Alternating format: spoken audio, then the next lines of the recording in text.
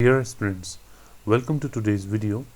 आज हम डिस्कस करेंगे एक काफ़ी इम्पोर्टेंट टॉपिक जो इस महीने ख़ास तौर से न्यूज़ में रहा है, और वो है cloud burst in Jammu and Kashmir.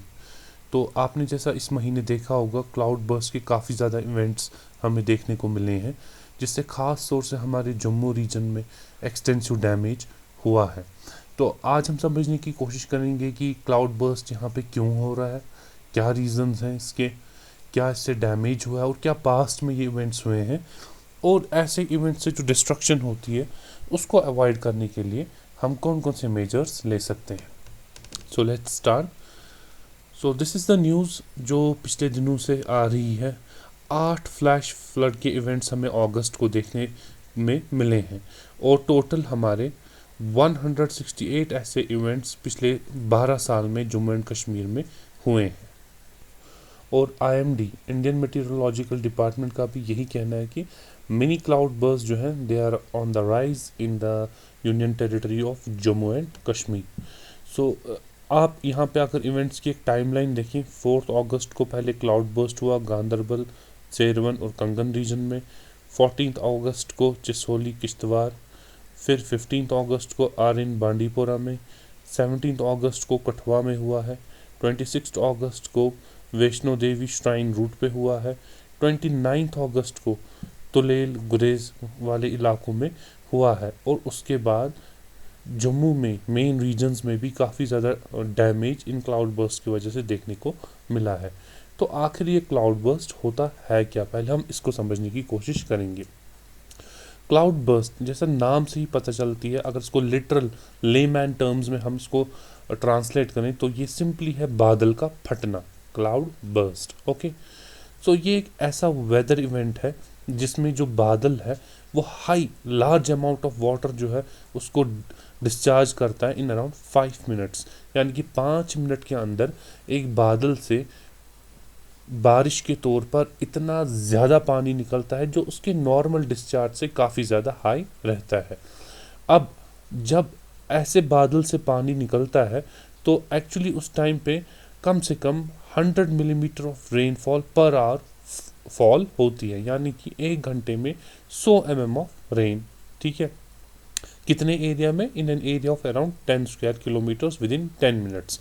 तो ये रेनफॉल की जो रेट है और उसकी एरिया जो है कवरेज, वो यहाँ पे मेंशन की गई है। क्लाउड बर्स्ट में 100 mm रेन जो है 1 घंटे में पड़ती है, और ये 10 स्क्वायर किलोमीटर का area 10 minute with in minutes, not 10 minutes बल्कि विद इन मिनट्स कवर कर लेता है। तो क्योंकि 1 घंटे में 100 mm रेनफॉल और 10 स्क्वायर किलोमीटर का एरिया इतनी जल्दी विद इन मिनट्स कवर हो जाता है, तो इसकी वजह से फ्लैश फ्लड होते हैं, लैंडस्लाइड होते हैं, ख़ास तौर से हमारे हिली टेरेन्स में। सो डायग्रामेटिकली भी अगर हम इसको समझने की कोशिश करें तो यहाँ पे एक क्लाउड बर्स्ट का जो टाइप दिया गया है वो है orographic cloud burst. Orography means mountain. ठीक है, तो आप देख रहे हैं यहाँ पिक्चर में देख सकते हैं माउंटेन है। तो क्या कनेक्शन है क्लाउड बर्स्ट और माउंटेन का?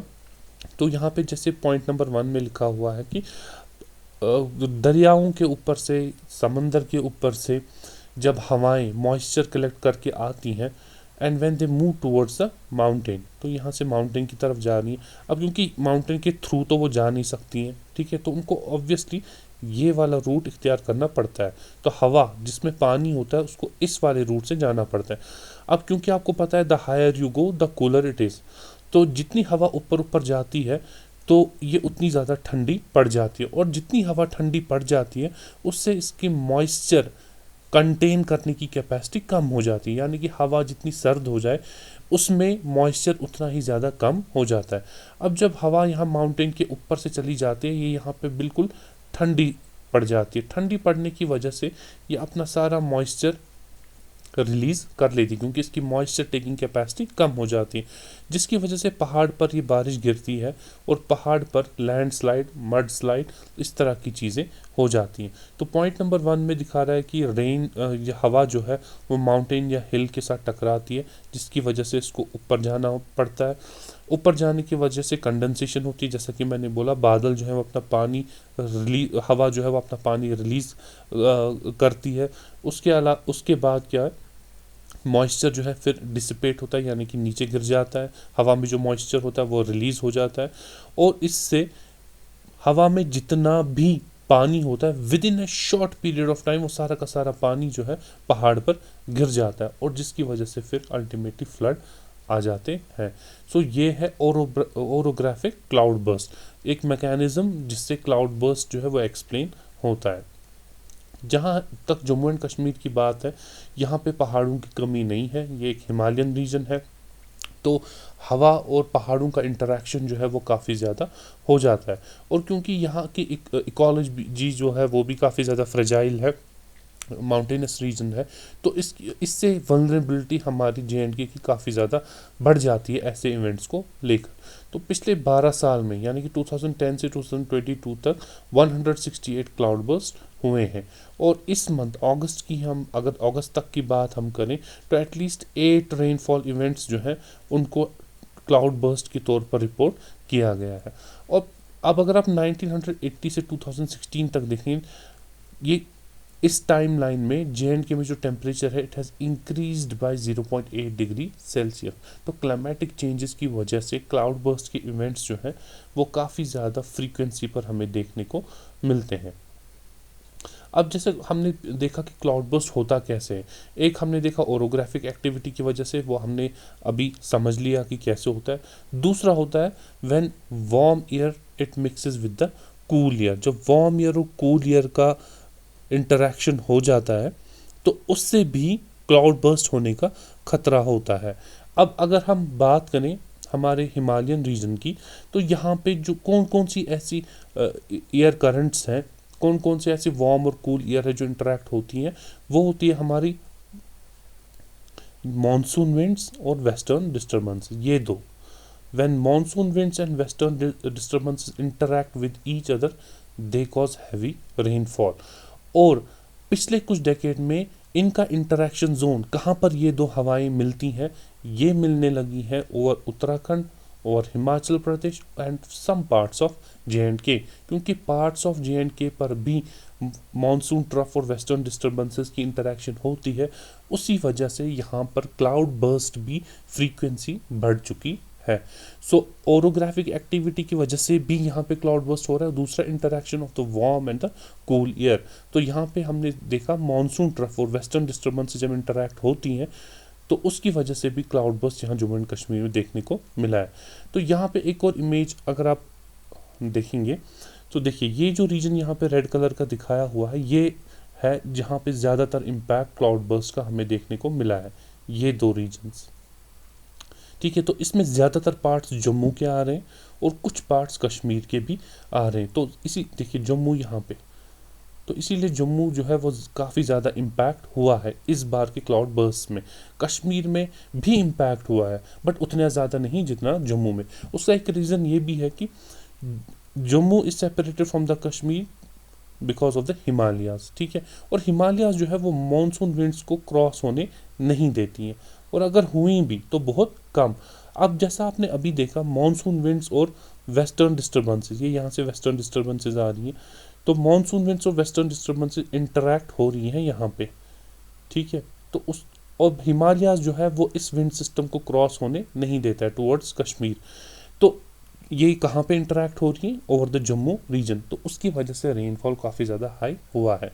तो ये देखिए this is the monsoon trough. Monsoon trough का मतलब है जहाँ पर मानसून जो है डिफरेंट एरिया से मानसून विंड्स आकर जमा हो जाती हैं, चाहे वो बे ऑफ बंगाल से आ रही हों या अरेबियन सी से।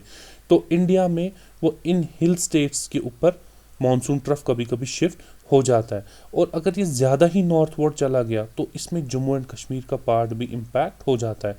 तो अगर मानसून ट्रफ जो है हमारा इस रीजन में आ गया यहाँ पे, और यहाँ से हमारी वेस्टर्न डिस्टर्बेंसेस भी आ गई विंड्स, ठीक है, तो यहाँ पे इंटरेक्शन की वजह से काफ़ी ज़्यादा रेनफॉल देखने को मिलता है।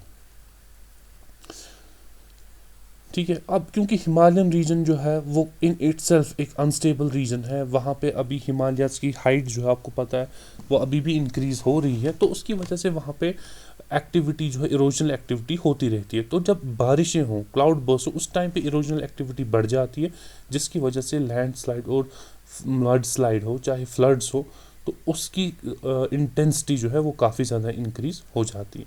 तो ये कुछ नेचुरल रीजंस थे जिसकी वजह से क्लाउड बर्स्ट का जो डेवस्टेशन है वो काफ़ी हायर स्केल पे रही है जम्मू एंड कश्मीर में। बट उसके अलावा कुछ मैन मेड रीजंस भी हैं। सबसे पहले रेकलेस डिफॉरेस्टेशन, वेटलैंड एनक्रोचमेंट, ये दो मेन रीजंस हैं मैन मेड।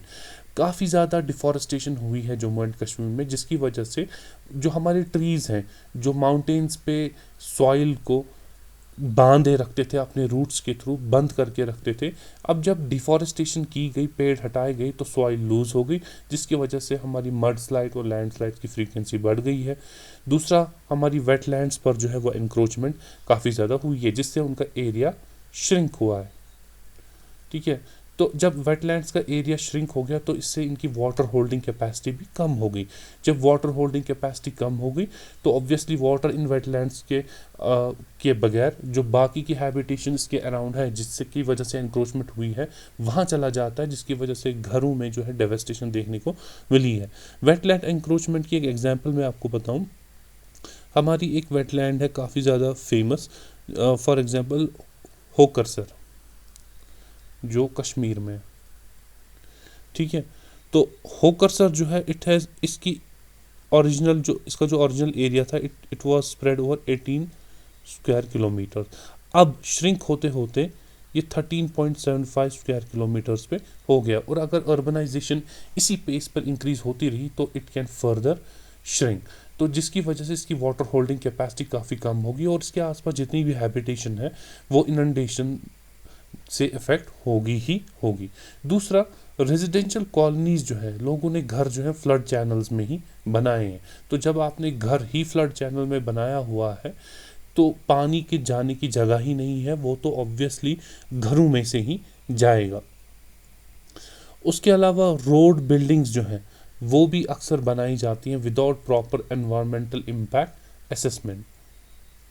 ठीक है, तो जैसे यहाँ पे मैंने लिखा हुआ मैन मेड फैक्टर्स में, road buildings and dams environmental impact assessment के बगैर ही बनाई जाती है। लॉस ऑफ वेजिटेशन, जो मैंने डिफॉरेस्टेशन आपको अभी बताया उसकी वजह, और श्रिंकिंग ऑफ वेटलैंड्स भी हमने डिस्कस किया, एंड देन रेजिडेंशियल कॉलोनीज जो फ्लड चैनल्स में बनी है in both Jammu and Kashmir, उसकी वजह से भी काफ़ी ज़्यादा इम्पैक्ट हो रहा है। तो अब ऐसे डिज़ास्टर को कम करने के लिए हम क्या कर सकते हैं ताकि इससे जो इम्पैक्ट है वो कम हो। देखिए, नेचुरल फैक्टर्स को तो हम कंट्रोल नहीं कर सकते, बट अगर नेचुरल रीजंस की वजह से क्लाउड बर्स्ट होता भी है तो उस डैमेज को हम कैसे कम कर सकते हैं वो मेजर्स हम यहाँ पे डिस्कस करेंगे।